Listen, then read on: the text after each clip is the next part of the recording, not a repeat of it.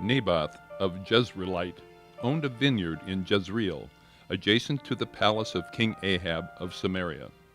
Ahab said to Naboth, "Give me your vineyard, so I can make a vegetable garden out of it, for it's adjacent to my palace.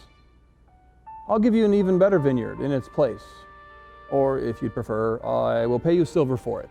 But Naboth replied to Ahab, "The Lord forbid that I should sell you my ancestral inheritance." So Ahab went into his palace, bitter and angry. He lay down on his bed, pouted, and would not eat. Then his wife, Jezebel, came in and said to him, "Why do you have a bitter attitude and refuse to eat?" He answered her, While I was talking to Naboth the Jezreelite, I said to him, "Sell me your vineyard for silver, or if you prefer, I'll give you another vineyard in its place." But he said, "I will not sell you my vineyard."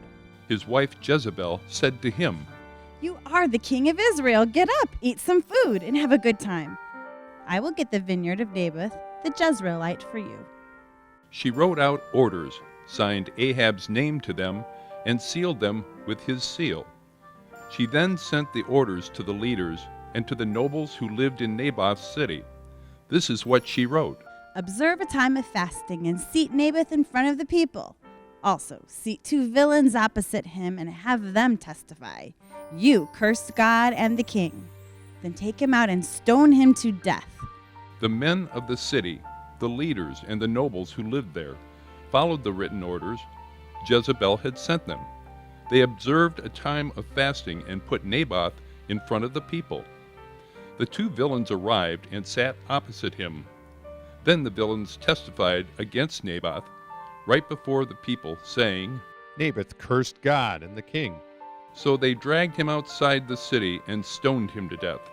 Then they reported to Jezebel. "Naboth has been stoned to death." When Jezebel heard that Naboth had been stoned to death, she said to Ahab, "Get up, take possession of the vineyard Naboth the Jezreelite refused to sell you for silver. For Naboth is no longer alive. He's dead." When Ahab heard that Naboth was dead, he got up and went down to take possession of the vineyard of Naboth the Jezreelite.